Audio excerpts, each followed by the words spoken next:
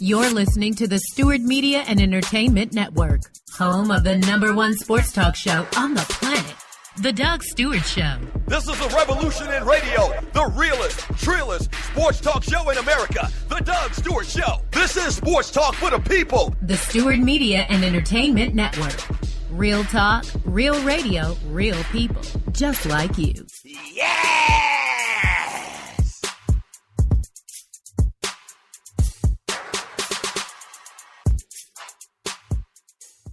National Debt Relief is one of the country's largest and most reputable debt settlement companies, made up of energetic individuals who are passionate about helping thousands of Americans with debt relief.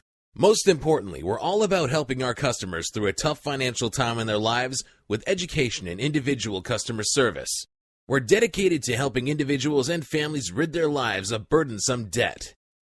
Specializing in debt settlement, and they've also negotiated settlements for thousands of creditor and collection accounts. Providing clients with both expertise and proven results, this means helping customers in time of hardship to get out of debt with the least possible cost. It can also mean conducting financial consultations, educating the customer, and recommending the appropriate solution. Core Services offer debt settlement as an alternative. I repeat, alternative to bankruptcy, credit counseling, and debt consolidation. National Debt Relief is your #1 advocate group to help you reestablish financial stability as quickly as possible. So give us a call at 844-828-4975. Again, that's 844-828-4975, and work it out. At Ticket Liquidator, we believe you should have access to the experiences you want to be a part of. Since 2003, Ticket Liquidator has been connecting buyers and sellers with the most sought-after and often sold-out events across the country. Ticket Liquidator's nationwide network gives you access to one of the largest online inventories of sports, theater, and concert tickets, with prices lower than most companies in other markets. And our security policies are solid, so you can buy with absolute confidence. More tickets, better service, and lower prices, so you can witness the best entertainment, culture, and sports events worldwide. At Ticket Liquidator, we know that seeing a legend bring down the house or watching your team win the championship is about more than a ticket. It's about being there. For all your sports and entertainment ticket needs, call us at 855-638-3034. Again, that's 855-638-3034. Let me tell you about Travel by Stats. Travel by Stats delivers premium travel packages and provide excellence by focusing on assuring that their tour itinerary is clear. For destinations they've never taken, they even take the trip in advance of the actual one you're about to take. This ensures everybody has a great experience. They've been around since 1988 and have been operating here in Atlanta since 2000, starting from the ground up, but they now boast of a team operating in 5 states. Travel by Stats not only specializes in Caribbean destinations, they also provide a variety of reasonable, cost-efficient events by land, air, or sea.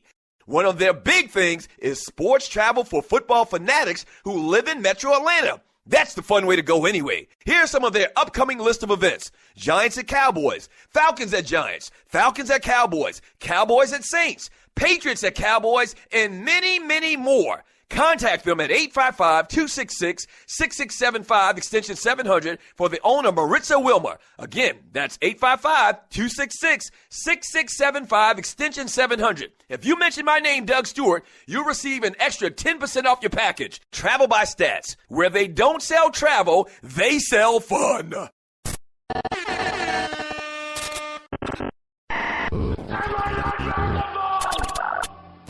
At my signal. Unleash hell. You gotta run before you can walk.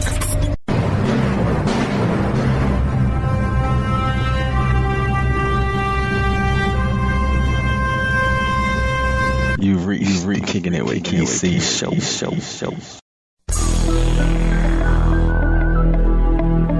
Regulators. We regulate any stealing of his property. We're damn good too. But you can't be any G dog in the street. You gotta be handy with the steel, if you know what I mean. Earn your keep. Regulators! Mount up. It was a...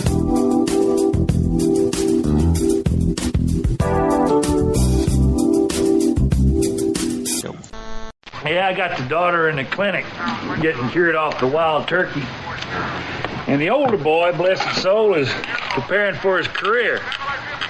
College? Carnival. You gotta be proud. Oh, yeah. Yeah, last season he was a pixie dust spreader on a tilt-a-whirl. He thinks that maybe next year he'll be guessing people's weight or barking for the yak woman. You ever see her? No. Yeah, she got these big horns growing right out above her ear. Yeah, she's ugly as sin, but a sweet gal and a hell of a good cook. So you've reached another episode of Kicking It with Kysii, and we're streaming live over the Stewart Media and Entertainment Network. And once again, I'm bringing a topic to you that's it's a now topic. What I mean is something that's current, that's happening now. And what I mean by that is I would like to know, are we raising a generation of softer kids? Are we raising a generation of wimps is the actual cut to the chase phrase. So is that what is going on here? We're going to actually go deep into this discussion about how we grew up and the differences between, things that we did and things that we have our children do. All right, let's get into it. You know, Malik is the first one in the hood to go to college. Yeah. Oh, finally, someone from the hood is going to make it. It is hope. Now, me being raised in the 70s, I remember a time in my life where actually we drove around in cars that were very heavy duty. You had your 8 cylinders, the big old hoopties that they call now. But these cars were actually way more sturdier. You get in an accident and you live. You get out of the car and you may have minimal scratches and bruises and cuts on you because these cars were built solid. They weren't plastic and crumpled aluminum, but they were probably steel. I think that's the proper term. I believe they were steel. But during that time period, we were able to we get out of accidents. We didn't wear seatbelts then, and let me not justify. I'm not going to justify and say that this is proper the way we were raised, but I mean, this is how it was then. You know what I mean? We actually rode bikes, and we didn't have on helmets and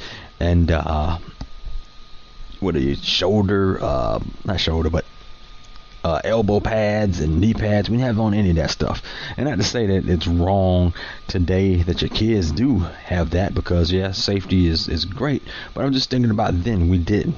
And I don't know, I mean, we rode just as hard and fast as them. We probably did more things. I remember a time when I set up a ramp. Me and my 2 brothers actually took a door of a house, set this door up like a ramp, and I believe it was about 4 feet high off the ground. I can't remember what we used to prop it up, but we would take our bikes and jump over this ramp. I guess because Evel Knievel was big during that time, but we would take our bikes, jump off this ramp, and try to jump over whatever object was in front of it. Now, I remember clearly one day, and this was real dumb, not to say that we all didn't do dumb stuff, but one time we actually set this ramp up in front of a tree, an oak tree, and we said, okay, let's go ahead and get on the bike. And once you get on the bike, you need to jump the ramp and in the middle of the air maneuver around the tree. And how did that work out? Exactly idiotic. My brother actually hit the tree head on. The front tire bent up on the bicycle. He ended up going to the left. The bike ended up going to the right.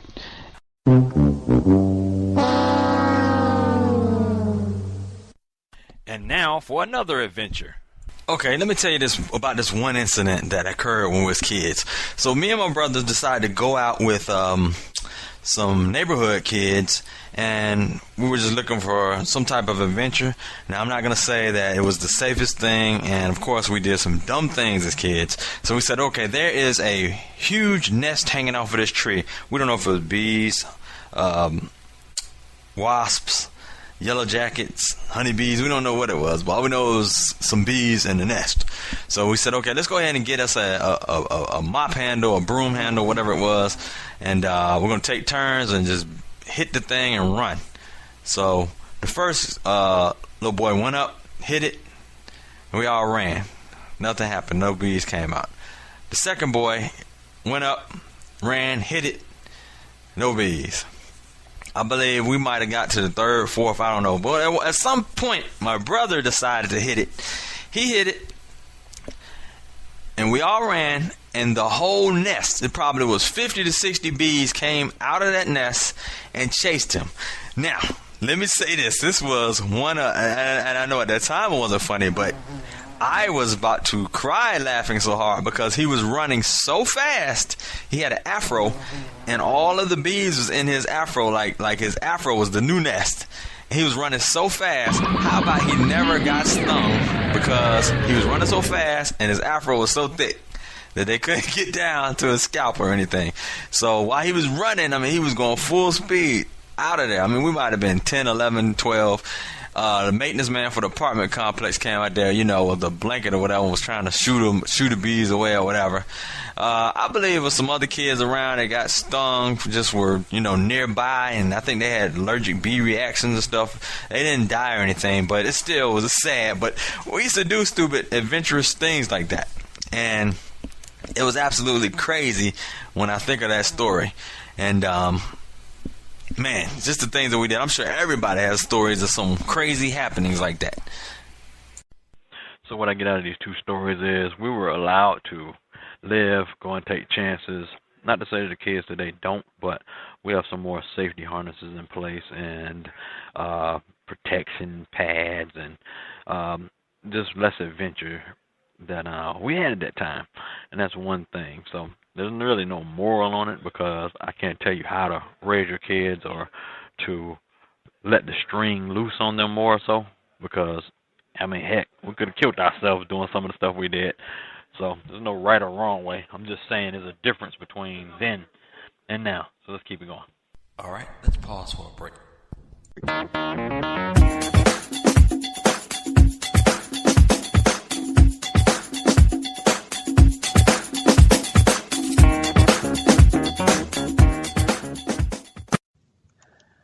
Whole Team Enterprises, a full-service graphics and marketing company that will take your company's image to the next level, specializing in graphic design, web hosting, printing, video editing, event planning, and more.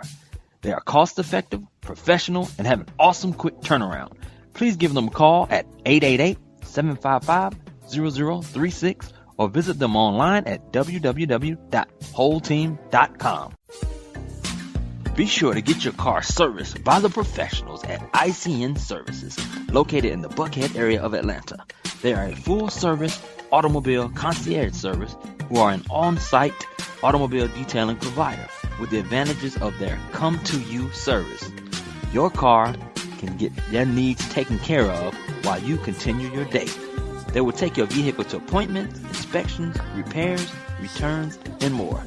Find them online at www.itscleannow.com or reach them at 404-934-0675. Go see my guys at Platinum Auto Accessories in Lithonia, Georgia. They can get your car audio needs tight.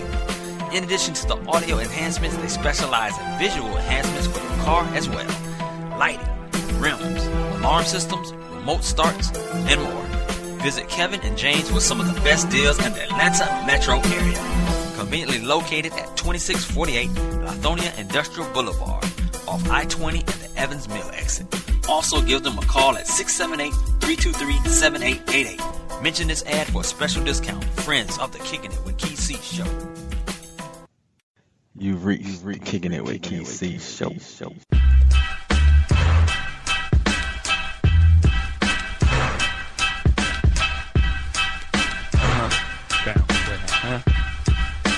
Let it bump though.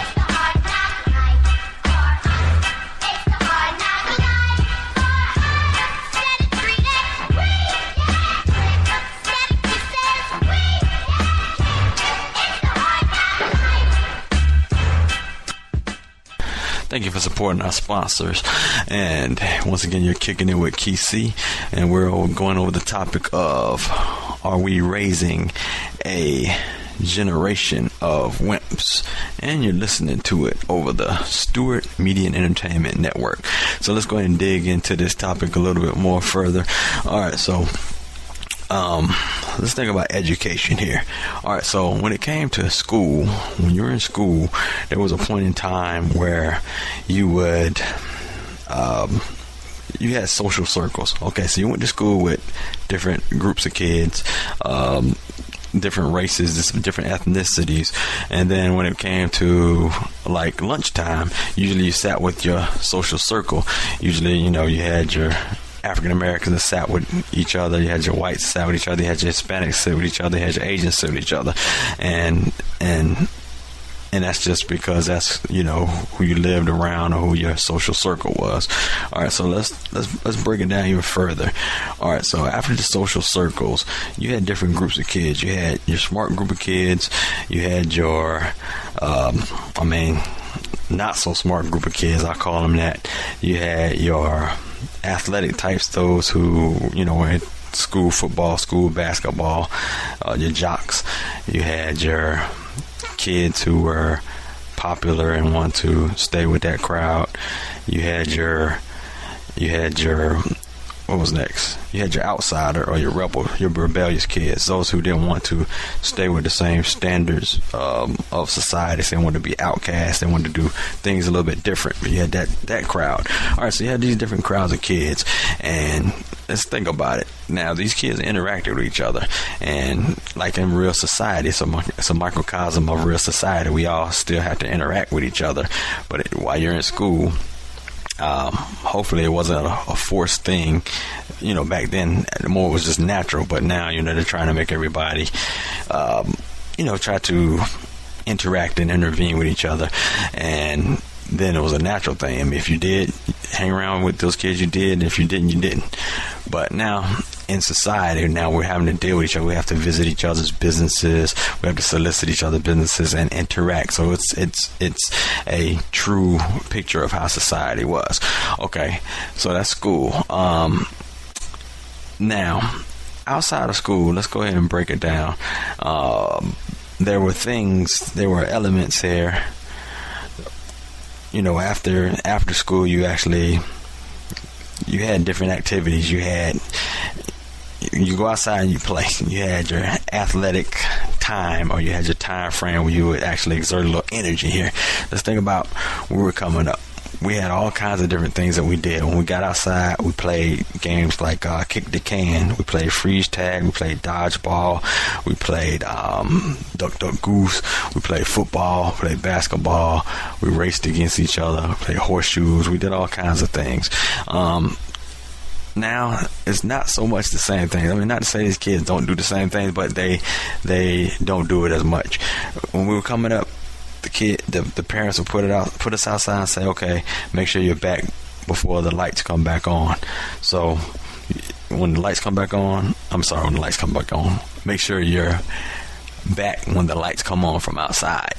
And when the lights are on, you had to be home by then. And that's usually, 6, 7, 8 o'clock. I mean, that was a time frame. So our kids today, they're not out that same way, and I don't understand. So we're going to dig a little deeper into, why that's so, or why that's occurring. But I just remember a time period when me and my brothers, I have 2 brothers who are about a year and a half older than me. We would get outside, especially in the summertime. Parents would say, "Hey, I don't care where you go, but don't come back here till night, till the lights."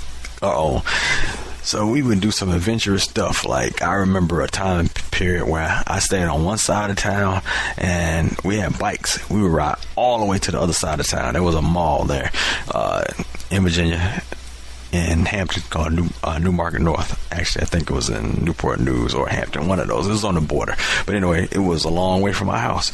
In a car, it probably took you about 20 minutes to get there. So on a bike, it took hours. But we got there, and we spent time walking around the mall, chained our bikes up, went back home at a decent time so that we can get home before the lights were back on. Or we're on. And it's crazy because I'm thinking about, yo, can my kids do that now? Heck no.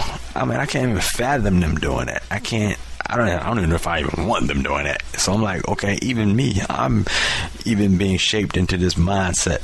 Is it because things aren't as safe as they were? I mean, is it that we're more protective now? Is just too much stuff going on in this world? Okay, so all right, there's something going on here. I live in Georgia. In Cobb County, there's some molesters, some child predators that are now targeting young kids getting off the buses. Especially in the past 3 weeks, I've seen it, where there was a 10-year-old girl jumped off the bus, and this dude came up with a stupid story that something's going on with their mother. Please jump in the car with me. And of course, she ran or avoided the man. But this stuff is going on, and it's a story. I had to actually have a discussion with my daughter about this situation. Like, hey, if it doesn't sound right or if something doesn't feel right about this guy, you get away as fast as you can. And I had that precaution. I had to have that discussion with her, and that's something we need to, have with our kids. But, okay, we had child molesters and child predators then.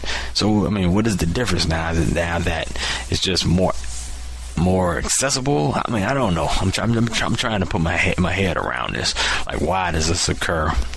Why are we more protective? Not to say that it's a bad thing that we're more protective, but that is one thing. Are we? I mean, there's a fine line, I guess, in by way of protection. Okay, so we want our kids to get more activity. We want them to all right, I know I'm all over the place with this. Our kids have access to a lot of different items, technological items, and they've got handheld devices. They've got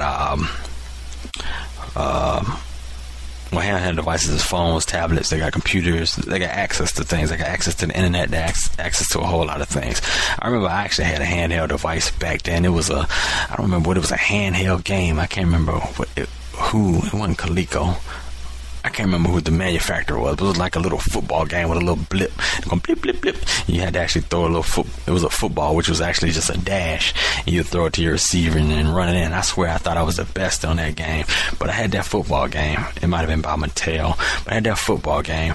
Not only that football game, I had, I had board games. I had Trouble. I had Sorry. I had, Double Trouble, Sorry, Uno cards, all those things. Those are things that we played when we came in from playing outside. We came in and played a board game, possibly, or we might have watched TV. On TV, I mean, we had the shows, your Mork and Mindy, your 8 is Enough, your Different Strokes, your Three's Company, your Sanford and Son, your What's Happening, your Good Times. We had all those things. I actually watched TV. I enjoyed a bit of TV, but I think my kids now watch even more TV than me because they are outside less than I was. Okay, so that's one thing. All right, so we want our kids to get activity. We want them to get outside. We want them to have a level of physical activity. We don't want them to grow up and to be obese kids, fat, overweight, doughy kids. And I read an article that says that's what we're raising, is a bunch of fat, overweight, obese kids that are spoiled. All right, so I think I got a way there has to be something that's in between how we were raised and what we have going on now. And I actually see some parents who actually have their kids in some organized things here. Okay, so the kids now go to a football practice or a baseball practice or soccer practice or gymnastics or dance or whatever the organized sport is. They may have to do the practice 2 or 3 times a week. So it keeps them active. It keeps them organized into some kind of activity that takes up their time and also gives them a level of physical activity that helps them to build their metabolism and not be, fat, lazy kid. So that's one thing. And then maybe that's the answer to this. But I'm just trying to figure out at what point in time do we allow the kids back outside. I'm thinking, as a kid, like I said, we were all over the place. When me and my brothers would be across the neighborhood or maybe a neighborhood next to this or another neighborhood 2 neighborhoods away, get 20-30 minute walk. I just can't fathom. I have a 14-year-old son now in 9th grade, just started high school, but I just can't picture him 2 neighborhoods away right now visiting a friend. I mean, we do the same thing that our parents did. Our parents, still want to know where you're going, whose house you're going to be at, and we would do the same thing. But it's just not the same. And I don't know if you have that same exact experience as me, but that's just what I am observing here. All right, so that's that part with the kids. I'm going to go into another aspect that I'm noticing here. All right, even on the level of sports here. And like I said, I'm all over the place here. And this is Kysii on the Kicking It with Kysii show, discussing, are we raising a generation of wimps? And I'm talking over the Stewart Media and Entertainment Network. But when it comes to sports, let's think about football. I was a great football player, but nobody gave me a time or a day or a season to let my shoulder heal, and then they just traded me out of there. That's right. You go ahead. Blame everybody but yourself, Willie. Whatever. You see, because that's what a leader's about. Sacrifice. The times he's got to sacrifice because he's got to lead by example, not by fear and not by self-pity.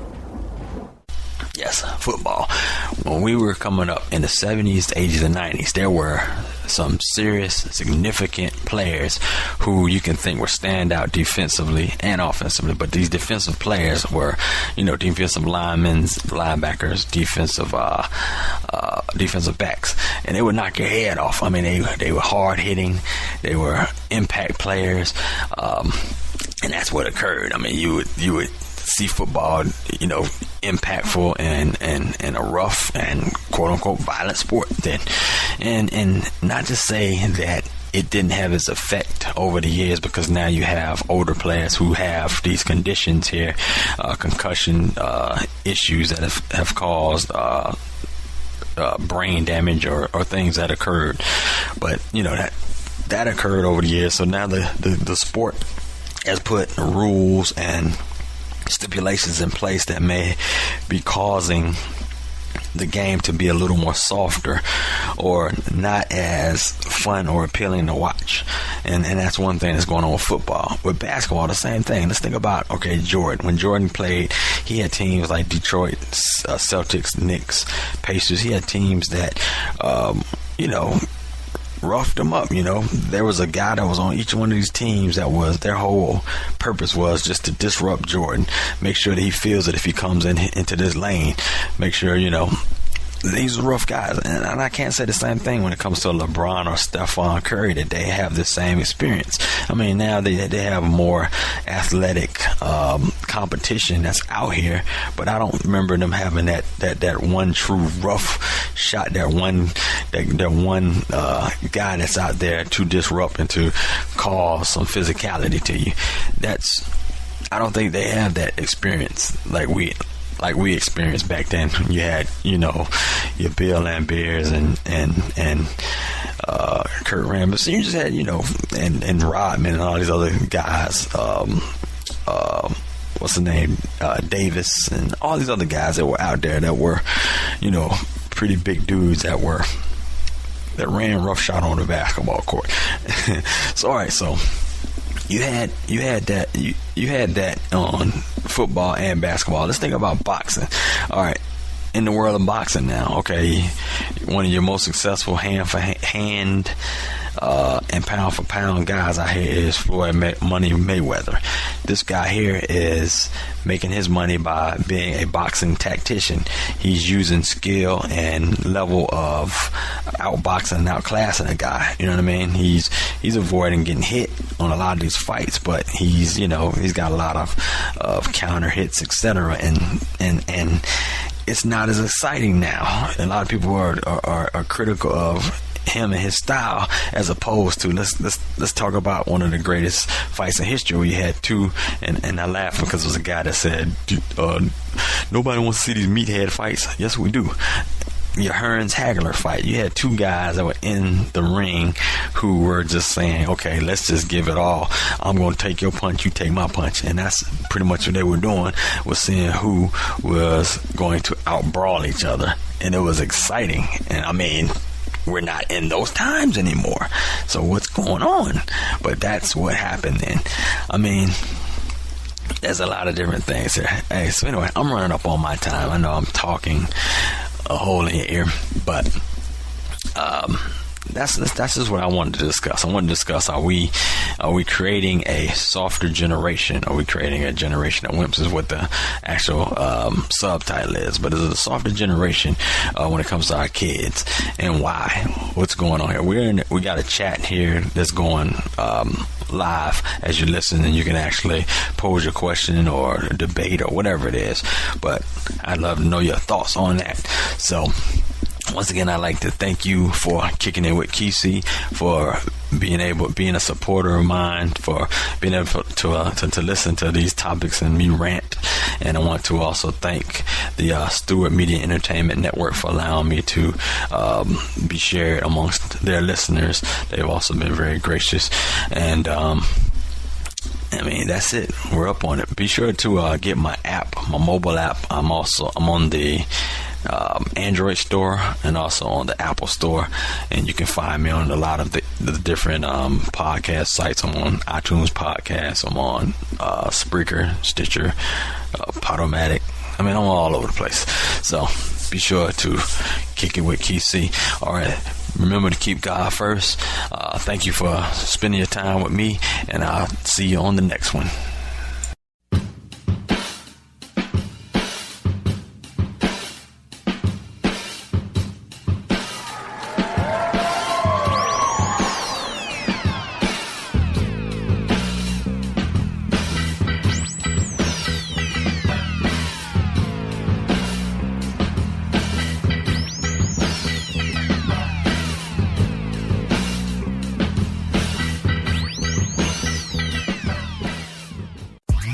You're listening to the Stewart Media and Entertainment Network, home of the #1 sports talk show on the planet, The Doug Stewart Show. This is a revolution in radio, the realest, trillest sports talk show in America, The Doug Stewart Show. This is sports talk for the people. The Stewart Media and Entertainment Network.